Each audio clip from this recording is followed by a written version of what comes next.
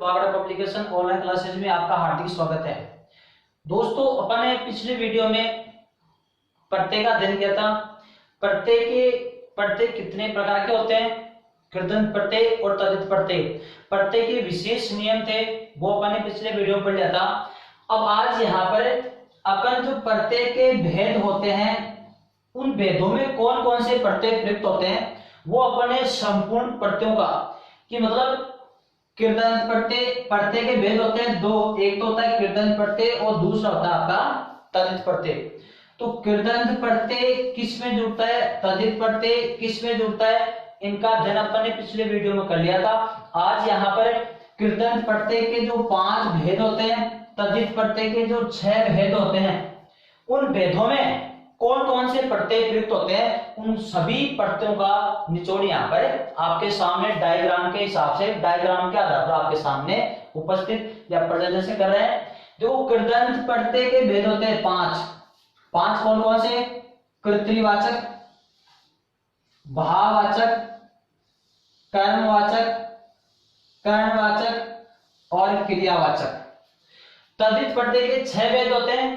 वैसे 7 भेद ही मानते हैं। 7 कैसे, अगर 7 कैसे मानते और 6 कैसे मानते वो देखना इधर।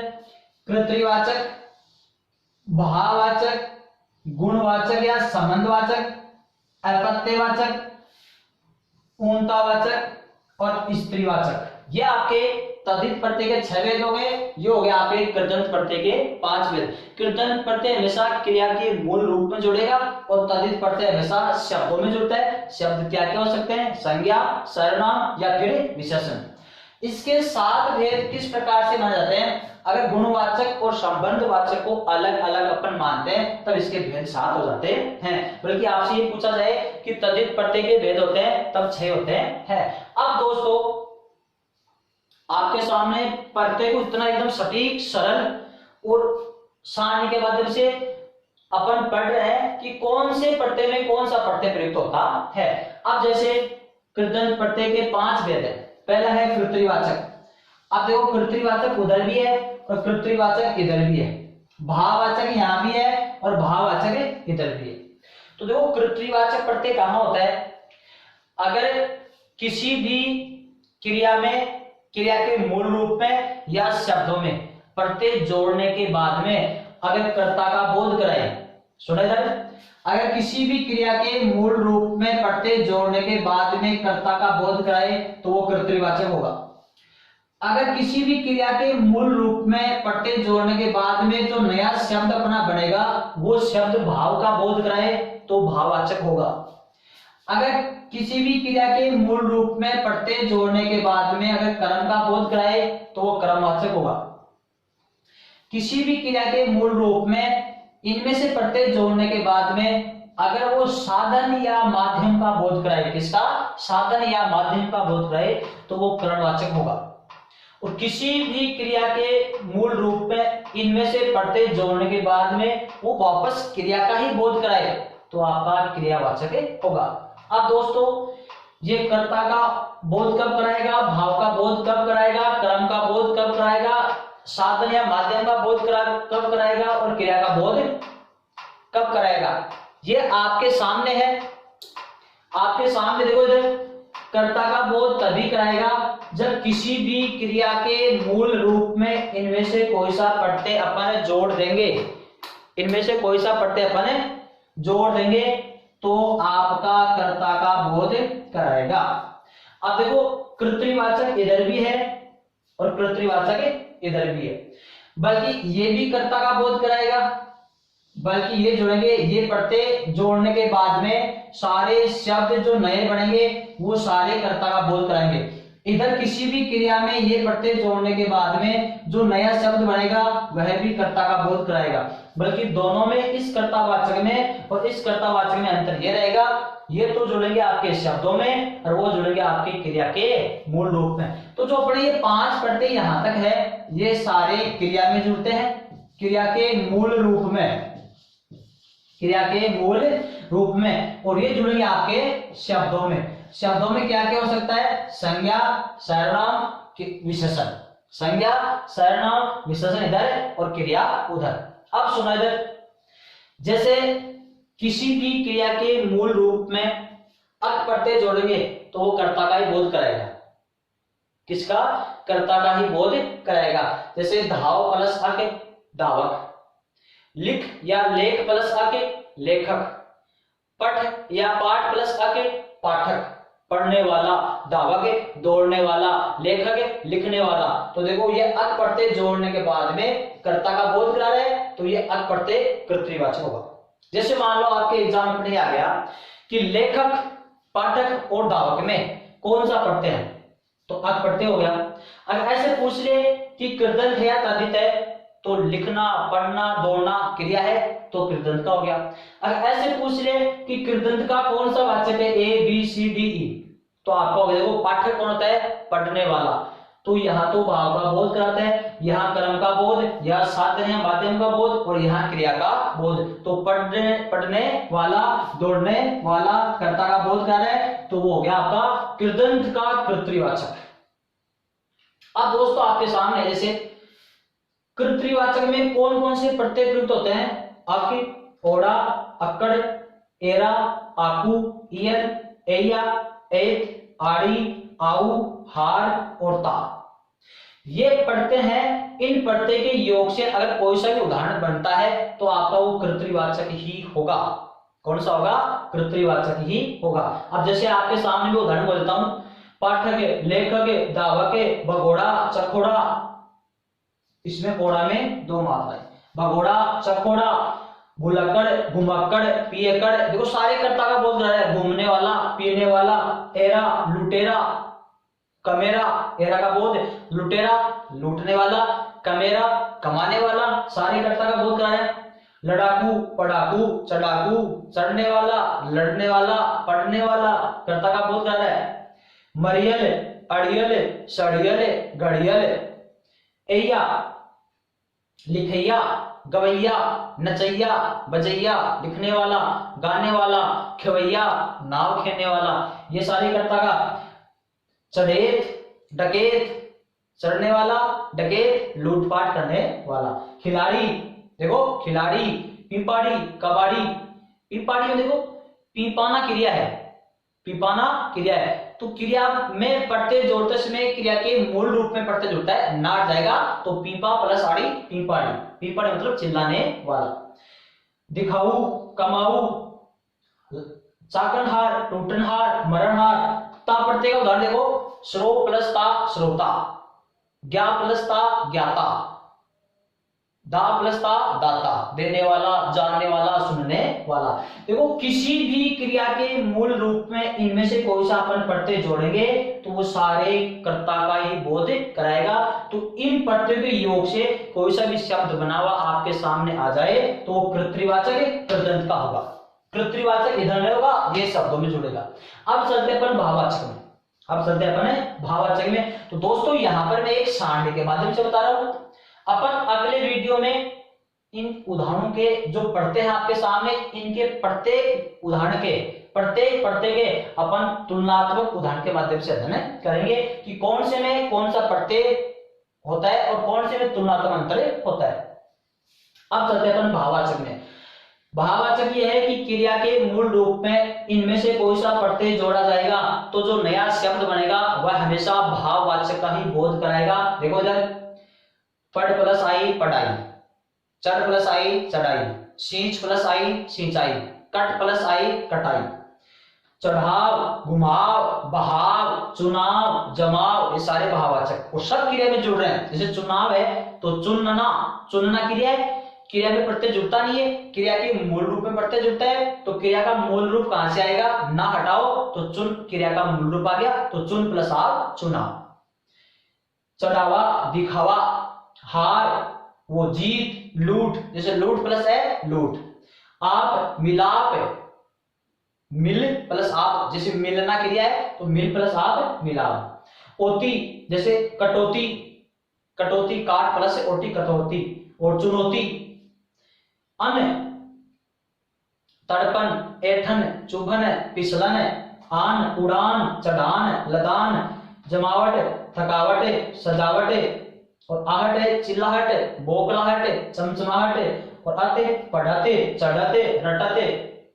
ये हो गया आपके पढ़ते के योग से नए शब्द। अगर इनमें से कोई सा पढ़ते जोड़ते हैं किसी भी क्रिया के मूल रूप में तो हमेशा भाववाचक का बोध करेगा। अब है कर्मवाचक। कर्मवाचक देखो, ओना, खिलौना, बिछोना, ये कर्म है। क्या? कर्म, साधन नहीं है, माध्यम नहीं है। खिलौना, बिछोना, ये हो गया आपका कर्म। ओढ़ना कर्म है। सूंघनी, सूंघनी, सूंघनी देखो कर्म है। सूंघ प्लस नी, सूंघनी। चल प्लस नी, चलनी। अब है कर्ण। कर्णवाचक में क्या होता है? अगर किसी भी क्रिया के मूल रूप में इनमें से अपन पढ़ते जोड़ेंगे तो वो साधन या माध्यम का बोध कराएगा। जैसे अन पढ़ते जोड़ते अपन तो देखो, झाड़ प्लस अन, झाड़न, झाड़ने काम करने वाली। बेल प्लस अन, बेलन, बेलना क्रिया है तो ना पढ़ते हट जाएगा। क्रिया का जो मूल रूप बचेगा बेल, तो बेल प्लस अन, बेलन। झाड़ प्लस अन, झाड़न। फिर है आ, झूल, झूलना क्रिया है तो ना पढ़ते हटा, तो वो ना हटाओ, क्रिया का मूल रूप बचेगा झूल प्लस आ, झूला। ठेल, ठेलना, धक्का मारना होता है तो ठेल प्लस आ, ठेला। लिख प्लस नी, लेखनी। कतर प्लस नी, कतरनी। देखो ये सारे आपके साधन और माध्यम है। अब ये पढ़ते जोड़ने के बाद में क्रिया के मूल रूप में जुड़ेगा और पढ़ते जोड़ने के बाद में जो नया शब्द बनेगा वह भी आपका क्रिया का ही बोध कराएगा, वह भी क्रिया की तरह लगेगा। जैसे पढ़ना क्रिया है, आपको पढ़ते जोड़ना है तो मूल रूप क्या बचेगा? पढ़ प्लस था, पढ़ता। रो प्लस था, रोता। हंस प्लस था, हंसता। और हंस प्लस हुआ, हंसता हुआ। चल प्लस हुआ, चलता हुआ। पढ़ प्लस हुआ, पढ़ता हुआ। इस प्रकार से ये पढ़ते हमेशा आपके क्रिया के मूल रूप में जुड़ते हैं और ये पढ़ते जोड़ने के बाद में आपका इनका बोध कराएगा। अब चलते अपन कर्तृवाचक तद्धित पढ़ते। तद्धित पढ़ते में क्या होता है कि शब्दों में जुड़ते हैं। शब्द क्या हो सकता है? संज्ञा, सर्वनाम या फिर विशेषण। अगर संज्ञा, सर्वनाम और विशेषण शब्दों में इनमें से कोई सा पढ़ते अपन जोड़ते हैं तो आपका कर्ता का ही बोध कराएगा। इधर भी कर्ता का बोध करा रहा था, बल्कि ये क्रिया में जुड़ रहे थे, ये जुड़ेंगे आपके शब्दों में। अब जैसे सोना प्लस आर, सुनार। लोहा प्लस आर, लुहार। अब लुहार और सोनार में, लुहार और सुनार में क्या है? लोहा और सोना। अब क्रिया है या शब्द है? शब्द है। इसका मतलब सुनार सोने का काम करने वाला और लोहे का काम करने वाला। गंवार गांव में रहने वाला। इसका मतलब है शब्दों में जुड़ा हुआ है और कर्ता का बोध करा रहा है। देखो इधर आरा, लकड़हारा, पनिहारा, मणिहारा। नहीं, ये है आरा। क्या है आपका? आरा। ये तो देखो हारा है इधर, ये पढ़ते हैं हारा। लकड़हारा, पनिहारा, मणिहारा तो यहाँ आएगा कि लकड़ी का काम करने वाला और पानी का काम करने वाला। ये फिर एरा। क्या है? एरा। कौन सा पढ़ते? एरा पढ़ते।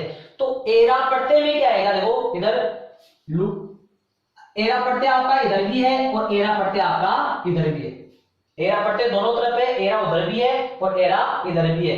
तो एरा का क्या होगा कि जैसे मान लो लूट प्लस एरा, लूट प्लस एरा तो क्या बनेगा? लुटेरा। और यहां पर है आपका जैसे मान लो सांप प्लस एरा, सांप प्लस एरा तो क्या बनेगा? सपेरा। अब इसमें भी एरा पढ़ते हैं, यहां भी एरा पढ़ते हैं। इसका बन गया लुटेरा, इसका बन गया सपेरा। दोनों में एरा पढ़ते हैं, बल्कि आपसे ये पूछा जाए कि कौन सा कृदंत का है, कौन सा तद्धित का है। तो ऐसी कंडीशन में आपको ये देखना है कि कौन से तो क्रिया में जुड़ा हुआ है, कौन सा शब्दों में जुड़ा है। तो ये क्रिया में जुड़ा हुआ है, इसका मतलब कृदंत का है, और ये शब्द में जुड़ा है, इसका मतलब तद्धित का है। तो सपेरा तद्धित का कर्तावाचक है और लुटेरा कृदंत का कर्तावाचक है। अब है ई। अब ई देखो इधर, ई पढ़ते जुड़ेगा आपका नकल वो। ई पढ़ते जोड़ने पर अपन का जैसे कर्ता का बोध क्या कराएगा? किसान, किसान प्लस ई नहीं जुड़ेगा, किसानी हो जाएगा। अब है ईया पढ़ते, कौन सा है? ईया पढ़ते। तो ईया पढ़ते किसी भी शब्द में अपन ईया पढ़ते जोड़ेंगे तो आपका कर्ता का ही बोध कराया। जैसे ढोलक प्लस या, ढोलकिया। दुख प्लस या, दुखिया। अब है आरी। क्या है? आरी। आरी पढ़ते जोड़ने पर आपका ये किसी भी शब्द में आरी पढ़ते जोड़ने पर किसका बोध आएगा? कर्ता का बोध आएगा। आरी। जैसे अनाड़ी, नकलची, अफीमची, चित्रकार, मूर्तिकार, लकड़हारा, पणिहारा, बंगेड़ी, नशेड़ी, दुकानदार, थानेदार, ये आपके देखो सारे किसी भी शब्द में आप पढ़ते जोड़ोगे तो ये कर्ता का ही बोध करेगा। फिर है आपका भाववाचक। अगर किसी भी शब्द में अपन इनमें से कोई सा पढ़ते जोड़ते हैं तो हमेशा भाव का ही बोध कराते हैं। जैसे आई, क्या है? आई। पढ़, वो पढ़ प्लस आई इधर भी है, कहां गया वो? ये रहा आई। आई इधर भाववाचक में, आई इधर भाववाचक में। पढ़ प्लस आई पढ़ाई, बल्कि यहाँ पर साफ प्लस आई सफाई, अच्छा प्लस आई अच्छाई, सींच प्लस आई सिंचाई। ये क्रिया का रूप है, वो शब्द का रूप है, बल्कि दोनों ही भाववाचक का बोध कर रहे हैं। बुढ़ापा, पंचायत, सौंदर्य, लावण्य, ललिते, ये पढ़ते जोड़ने पर इमा, लालिमा, गरिमा, अणिमा, लघिमा। जैसे अणु प्लस इमा अणिमा, लघु प्लस इमा लघिमा। आहट में क्या है? जैसे आहट है तो कड़वा, कड़वा प्लस आहट कड़वाहट, कड़वा प्लस आहट कड़वाहट। आस, खटास, मिठास, खट्टा प्लस आस, मीठा प्लस आस, मिठास। और भाववाचक का बोध करा रहा है क्योंकि ये सारे शब्द है। ये आपका ई, ये किसान प्लस ई किसानी, किसान प्लस ई किसानी भाववाचक है। जमीन प्लस ई जमीनी। ओती, बाप प्लस ओती बपोती, काट प्लस ओती कटौती। ई की पढ़ते संख्या प्लस ई की सांख्यिकी, भूत प्लस ई की भौतिकी। आका, सड़ाका, वो देखो आका पढ़ते हैं, इसका जाएगा धड़ प्लस आका धड़ाका। आन, आन का जो क्या होगा? ये आन पढ़ते हैं, यहाँ पर आन होगा। जैसे उड़ प्लस आन तो उड़ान तो आपको हो गया यहाँ पर, इधर का है ये रहा आन, और आन उधर भी है। ये जुड़ेगा आपका क्रिया में, ये जुड़ेगा आपका शब्दों में। जैसे आन का होगा बिन प्लस दान, आन बिंदास। आस है वो तो अब है आपका पढ़ते, वो पन पढ़ते, कौन सा है? पन पढ़ते। तो पन में हो जाएगा जैसे बचपन, छुटपन, छोटा प्लस पन छुटपन, बच्चा प्लस पन बचपन। फिर सुंदरता, कठोरता, मधुरता, और स्त्रीत्व, नारीत्व, अपनत्व, ये सारे हो गए आपके तो पढ़ते भी होंगे। अब है गुण और संबंधवाचक, गुण और संबंधवाचक। अगर किसी भी शब्द में अपन इनमें से कोई सा पढ़ते जोड़ते हैं तो वो गुण, विशेषता या फिर संबंध का बोध करेगा, या तो विशेषता बताएगा या फिर संबंध का बोध कराएगा। जैसे एरा पढ़ते हैं, क्या है? एरा। एरा यहाँ भी आ गया, एरा यहाँ भी आ गया, और एरा यहाँ भी आ गया। ये सब तुलनात्मक अध्ययन अपन अगले वाले वीडियो में फिर से और कर लेंगे विस्तृत रूप से, अलग अलग उदाहरण दे करके। बल्कि ये तो देखो चाचा प्लस एरा चचेरा, सांप प्लस एरा सपेरा, लूट प्लस एरा लुटेरा। वो क्रिया में है तो कर्तावाचक कृदंत का हो गया। ये सांप प्लस एरा है, सपेरा सांप मारने वाला, सांप का काम करने वाला, ये कर्तावाचक हो गया। बल्कि ये आपका चाचा प्लस एरा चचेरा, तो ये कर्ता नहीं, ये संबंध का बोध करा रहा है, तो ये आपका संबंधवाचक या गुणवाचक में हो गया। ननंद प्लस ओई नंदोई, ससुर प्लस आल ससुराल, रंग प्लस ईला रंगीला, विष प्लस एला विशेला। पुष्पित सामाजिक, वैवाहिक, धार्मिक, भौतिक, झगड़ालू, दयालु, संकालू, झगड़ालू, संकालू, दयालु, श्रद्धालु, कृपालु यहाँ आ जाएगा। मानवीय, भारतीय, सर्वोत्तम, श्रेष्ठतम, ग्रामीण, शालीन, गरिष्ठ, वरिष्ठ, श्रीमान, धनवान, बुद्धिमान, गाड़ीवान, तेजस्वी, ओजस्वी, वर्चस्वी, प्रतिभाशाली, शौर्यशाली, धैर्यशाली, पंकिल, पंकिल, पुष्पिल। ये हो गया आपके इन प्रत्यय के योग से अगर कोई भी शब्द बनता है वो जाएगा आपका संबंध या गुणवाचक। फिर चलते हैं अपत्यवाचक। अपत्यवाचक का मतलब होता है कि अगर किसी भी शब्द में अपन इन ये पढ़ते जोड़ेंगे तो वो संतान सूचक का बोध कराएगा। किसका? संतान सूचक, संतान का बोध कराएगा। जैसे ए, मनु प्लस ए मानव, मनु की संतान मानव। धनु प्लस ए दानव, पांडु प्लस ए पांडव, पांडु की संतान पांडव। वसुदेव प्लस ए वासुदेव, तो वसुदेव की संतान वासुदेव। श्री कृष्ण, वसुदेव हो गया श्री कृष्ण के पिताजी, वासुदेव हो गया कृष्ण, तो श्री कृष्ण के माता पिता थे वसुदेव और देवकी। तो अब है ई, जैसे वाल्मीकि प्लस ई वाल्मीकि, वाल्मीकि प्लस ई वाल्मीकि, दशरथ प्लस ई दाशरथी, तो वाल्मीकि की संतान वाल्मीकि, बिल से निकला हुआ वाल्मीकि, और दशरथ की संतान दाशरथी। और भगीरथ प्लस ई भागीरथी, गंगा प्लस ए गांगे, कुंती प्लस ए कौनते। तो ये प्रत्यय जोड़ने के बाद में संतान का बोध कराए, वो आपका अपत्यवाचक में प्रयुक्त होता है। अब है ऊनतावाचक। क्या है? ऊनतावाचक। ऊनता का अर्थ होता है लघु सूचक। ऊनता का अर्थ होता है लघु सूचक। अगर किसी प्रत्यय में, किसी भी मूल शब्द में इनमें से अपन प्रत्यय जोड़ेंगे तो वो लघु सूचकता का ही बोध कराता है। जैसे इया, खाट प्लस किया खटिया, बेटी प्लस किया बिटिया, चोटी प्लस किया चोटियां। देखो, खाट बड़ी खटिया छोटी, चोटी बड़ी चुटिया छोटी, बेटी बड़ी बिटिया छोटी।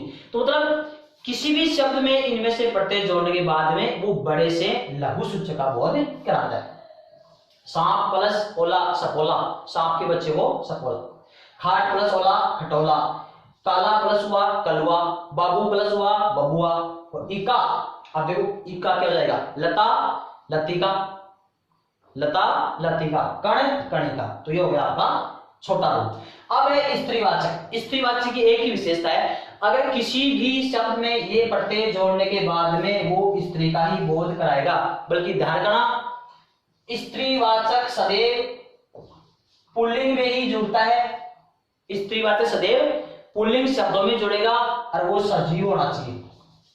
क्या होना चाहिए? सजीव। स्त्रीवाचक सदैव पुल्लिंग में ही जुड़ेगा और वो सजीव होना चाहिए, निर्जीव शब्दों में कभी नहीं जुड़ता है। और पुल्लिंग में इनमें से कोई सा प्रत्यय जोड़ने के बाद में फिर जो नया शब्द बनेगा वो स्त्री का ही बोध कराएगा, वो स्त्रीवाचक ही बन जाएगा। जैसे सेठ प्लस आनी सेठानी, सेठ पुल्लिंग सजीव, सेठानी स्त्रीलिंग। पंडित प्लस आइन पंडिताइन, मुंशी प्लस आइन मुंशियाइन, मोर प्लस नी मोरनी, शेर प्लस नी शेरनी। अब है आपका आ, इका और इनी। ये प्रत्यय जैसे भुजंग प्लस इनी भुजंगिनी, कमल प्लस इनी भुजंग प्लस इनी भुजंगिनी, और अध्यापक प्लस इका अध्यापिका, अध्यापक प्लस इका अध्यापिका। तो इस प्रकार से ये आपके प्रत्यय जोड़ने के बाद में स्त्रीवाचक शब्दों का बोध कराते हैं। तो दोस्तों ये हो गए अपने कृदंत और तद्धित प्रत्यय के 5 भेद और 6 भेद।